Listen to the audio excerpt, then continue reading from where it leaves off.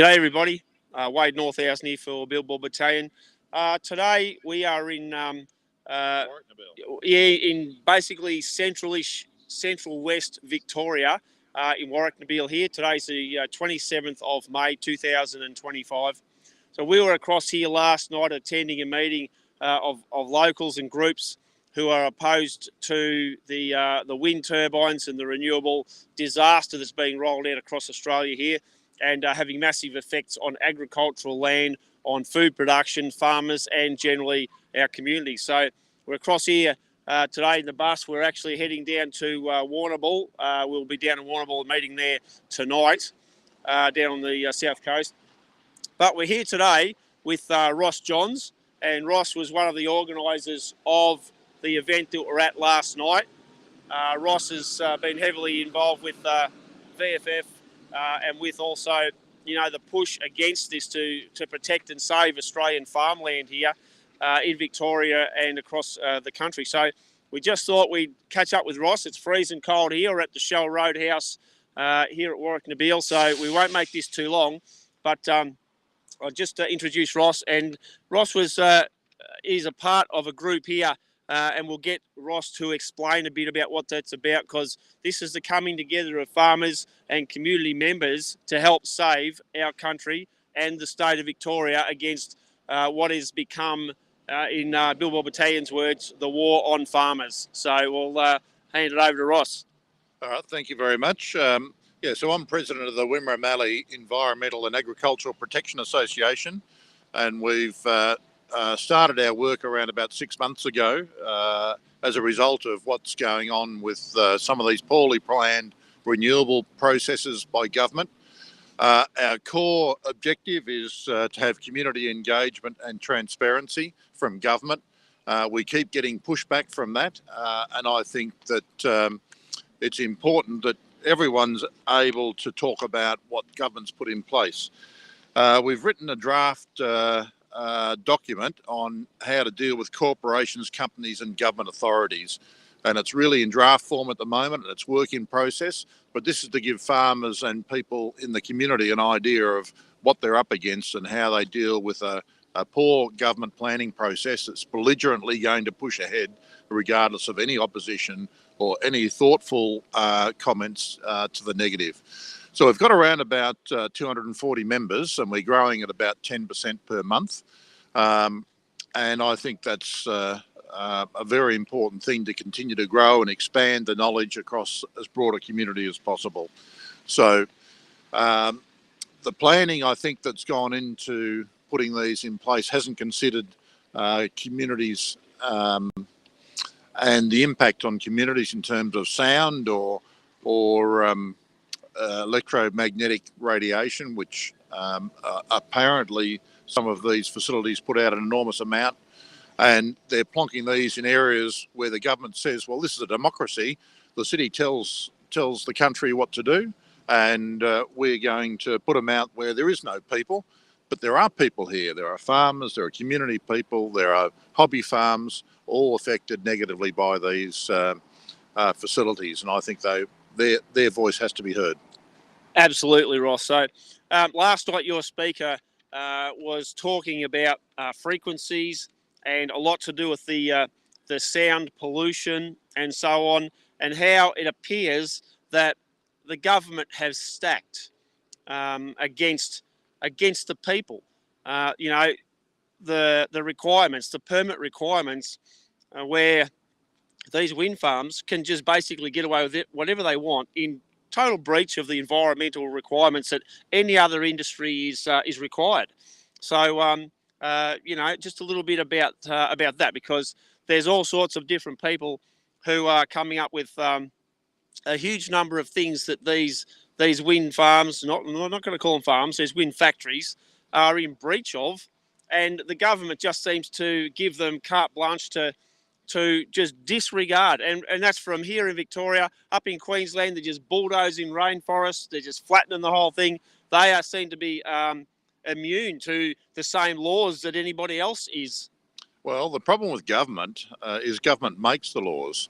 And what Les Houston said last night about sound is they if there's a restriction or a problem for these facilities, they change the rules to enable them to occur. This is not conforming the facilities to what is established rules and regulations. This is the people who make the laws changing them to suit themselves and their interests. Australia is better than that. We're not a state of China yet. It's touch and go. Although I must say, with some of the government decisions, it would appear as if we're heading down a totalitarian place where individuals don't have rights, and we should all stand up. What's happened in Victoria recently is this Emergency Services and Volunteers Fund, that the levy on farmland is 420% higher than residential real estate in Melbourne. And that's just completely unacceptable. All of rural Victoria is up in arms over this excessive tax. And I think that's just a government that has no comprehension of why agriculture is important to humanity. Or to go a bit further down the path of what Billboard Battalion is pushing, is that government knows how serious that is against farming. And that's what they're specifically about. We're starting to see now international agreements where Australia is supposedly signing up to the WHO pandemic treaty, which if you look on the bus here, we talk about the World Economic Forum there, the United Nations and the World Health Organization, and your government. Our country is under attack. So, that's what we've been pushing right from day one. And now we're starting to see a whole lot of people taking a bit more serious attitude, given that the stuff we're talking about here, renewable energy, the whole thing, is tied up to the WHO and their treaties, because they're saying that the whole climate change thing is a pandemic, and they're going to start taking action against that. So I think we're in a lot of trouble, and it's really, really great to see so many community people are becoming involved. And this thing that Jacinta Allen has done, we were down in Melbourne. We've been down there twice, Bendigo once just recently, and we've seen many farmers who, a lot of them are CFA volunteers, and they've been handed in the keys to fire trucks. They've been parking them up and saying, well, we are the volunteers who fight fires, and Jacinta Allen is trying to charge those very farmers who are the volunteer firefighters huge amounts of increases. So what effect is that going to have on farmland and maybe your personal thing or people you know of? How's that going to affect them, Ross? Oh, no. CFA volunteers are furious about what's going on with the government. They're just not listening. And this fight, it's actually quite a war between rural Victoria, rural Australia, and city-based governments that have no idea. I'll give you an example. Agriculture is important to humanity because we have 8.2 billion people in the world today, and the UN is forecasting 10 billion people by 2061. So that's not very far away. We've got to continue to grow enough food and supply food for a growing world population. Why is agriculture important to Australia? Australia feeds all our nation's people. Our farmers feed all our nation's people, and we provide 14% of our export revenue. Why is agriculture important to Victoria? Victorian farmers control 1.5% of Australia's landmass, and yet Victorian produces 25% of Australia's agricultural output. And agriculture hasn't been considered by government as a key industry, and I think that's a huge mistake. People in the city eat three times a day, breakfast, dinner and tea. They should be thanking a farmer and very appreciative that we have a lot of very good people in agriculture growing food for them. Absolutely. And I mean, we've got, we're seeing our farmers are being knocked out. We see ABARES reports now of saying we've got a gross reduction in food production. So this is very, very serious. And Australia now imports an enormous amount of food into the country. And I think people would be very shocked to see the wash up or the stats on how much, we're actually not producing compared to what we were, and how much we are relying on food imports, which is bizarre for a country like ours. So, look, we won't keep you much longer. It's a bit chilly out here. And I was just going to say that Australia produces 3 times more food than we can consume domestically. And that's left our government in a very relaxed position, saying we don't need to worry about agriculture. It's always going to be there. It's always going to exist.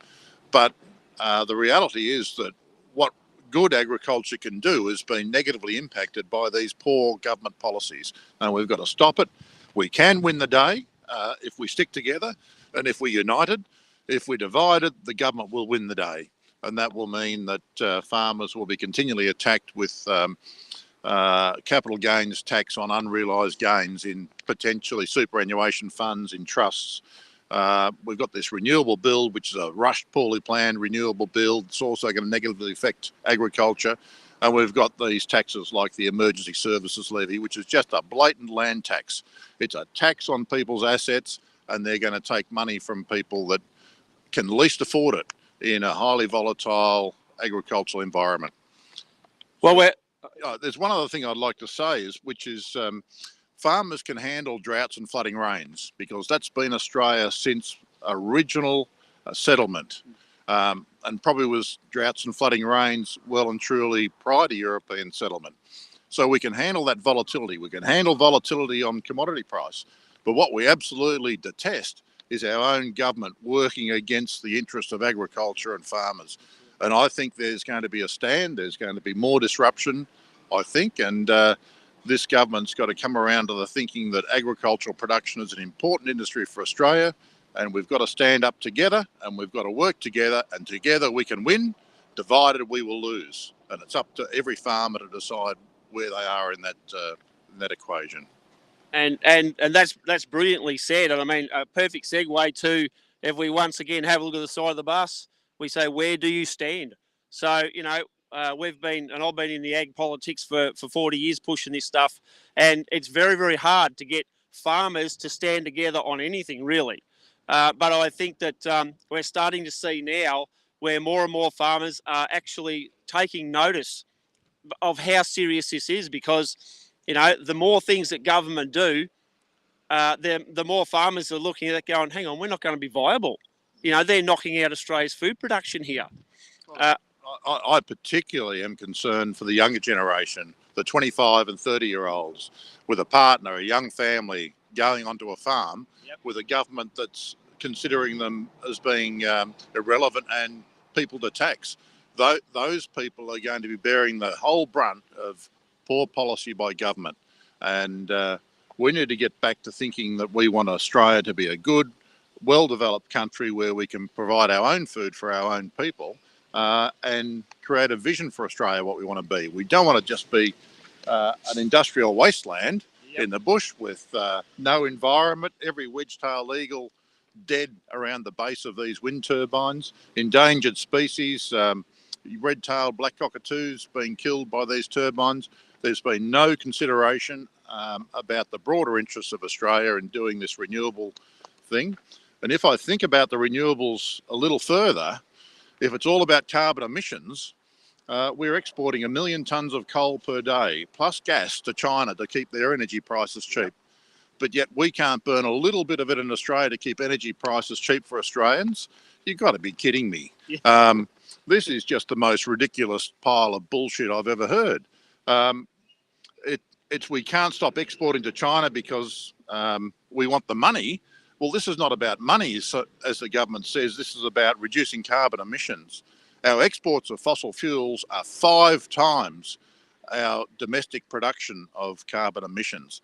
And without addressing the exports, we are pissing in the wind just looking at our own domestic production of carbon emissions. It's just a ludicrous thing. So in the world percentages, Australia's so-called, and it's all crap, this climate change rubbish, all crap. But if we play the game for a second, Australia's emissions compared to the likes of China and India and the US and so on are nothing. They're virtually nothing. You can't even see it on any scale. So we're killing ourselves at the expense of some ideological garbage, but wiping our country out. Well, Australia's emissions are 1.1% of global emissions. And if we stopped all our carbon emissions completely tomorrow, which would be impossible, but if we were to, China has no restriction and they would increase that 1.1% that we've reduced in a matter of 6 to 8 months. So we're in the same planet, we're all in together, but for some reason we're playing by different rules to China. And our government's got a huge contradictory approach to this. And until they get it straight, they got to work out whether they want to reduce global emissions and stop carbon exports like coal. They shouldn't be pissing around with our own domestic carbon production. It just doesn't make sense to me. They're looking at the small part of the equation, not the big picture. Well, I think if we go back to why that has happened and why Western countries are starting to wind up their industries, in particular Australia, we go back to the likes of the Lima Agreement, which was signed by governments, decades ago. And that's what we're seeing now is the result of those agreements that have been signed up to. So therefore, it's really good to see people are now starting to open their eyes a bit and take notice of these things that were done in the past and look at it and say, hang on, this is not just happening in the last couple of years. This has actually been a long-term plan, and the destruction of our industry and our manufacturing capacity, our food growing capacity. This has all been a very planned out thing, and now we're starting to see where the pointy end of that stick is, and where we are now. Well, it's a very good question. You've got to ask yourself: are our government officials working in Australia's best interests, or are they working in someone else's best interests? Yep. And until we can get back to growing an economy and sustainably growing an economy, I think that we're not going to get the right answers. Yep. So yep. We've had a decline in per capita capacity in Australia ever since this current Prime Minister's been elected. And yet he got re-elected with a bigger majority. And I think if really we want to go to a third world country, we're heading there faster than we know. We've got to focus on exports. We've got to focus on growing our economy, not just shrinking it for the next generation. You bet. So just finally, what we see with a lot of our politicians is they're into divide and conquer. And we were in Melbourne there a while ago. And I've been in Melbourne many, many times with many protests about agricultural issues. And what we do find is that the politicians try and divide country against metropolitan. But what we've found is if we can make the city people know what's happening to us, then they are 100% behind trying to keep us in business, because despite what many people say, many city people understand that the farmers are where their food comes from and they're happy to help. It's just a matter of we need to be able to communicate and make them aware of what's happening. So what's your experience been with people in the city, when we were down there recently? Do you think they're switching on to what we're dealing with or becoming on board? Oh, I think there's a lot of people in the city that are concerned about what's happening in the country. They're probably a little bit unaware. Yep. When they become aware of what's really going on in the country, they're very concerned. Yep. Some of these people are coming out of countries that don't have food security, and they are amazed. They are saying, what's this country doing? Yep. Pakistan, Sri Lanka, those people are absolutely focused on food security, and Australian politicians are just blasé about this. They've got to get back to the key points in Australia, which is providing good quality food for Australians and a reliable way that we can do this in a sustainable way over time. And our politicians, I think, have lost the plot. They've got redirected on short-term political agendas, not necessarily taking Australia to a better place. So thank you very much for your time, and I am going to go. I appreciate your work and effort, and good luck to you boys. Thanks a lot for that, Ross. We'll catch up with you again next weekend. We'll be back here with some things that are going on and some meetings and so on. So, all right, thanks a lot for that, and we'll let you get back and grab a bit of a feed there, mate. Thanks, Ross. Okay, everybody, that was Ross Johns here. We're in Warracknabeal in Victoria. There's a lot happening in this area. We didn't get an opportunity to touch on the mining that's happening. There's a lot of properties here are being impacted by mining as well. The sand mines and stuff that they're getting going there. So we're heading down to the coast. We're going to be at meetings tonight. There's meetings on down there with regard to farmer health, farmer mental, health and support. And our farmers across the country are in a hell of a lot of strife. So this is why, one of the reasons we're doing this, and we've been doing it for a long, long time. So we'll be down at Warracknabeal tonight at the meeting down there. We'll be bringing you a lot more of what's happening across rural and regional Australia in the government's war against farmers. That's what this is, make no mistake. And the things that we've got on the side of the bus there, that is exactly what we're talking about here. The farmer issues are tied up with all the WHO stuff. We've got here the permanent lockdowns are coming. You'll own nothing. That's what they're telling us, and that's where this is going. So we're very, very happy to be out pushing this drum. All right, well, we'll let everybody get back to what they're doing. Thanks for watching. We'll be talking again tomorrow. Do a report on what we've found down at Warracknabeal down there, and keep up the good work, everybody. We're seeing these communities are coming together. The Wimmera Mallee Environmental and Agricultural Protection Association. This is the Australian people starting to stand up and fight back against this stuff. So, all right, thanks everyone. We'll catch up with you all later.